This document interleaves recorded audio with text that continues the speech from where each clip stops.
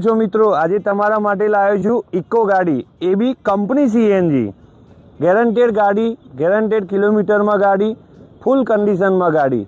ગાડીની ડિટેલ તમને જાણ કરું તો 2023નું model, first owner, 43,000 guaranteed kilometre ફરેલી, વીમો ચાલુ, પીયુસી ચાલુ, ઓલ પેપર ચાલુ ગાડીમાં. ગાડીની કન્ડિશન બતાવું.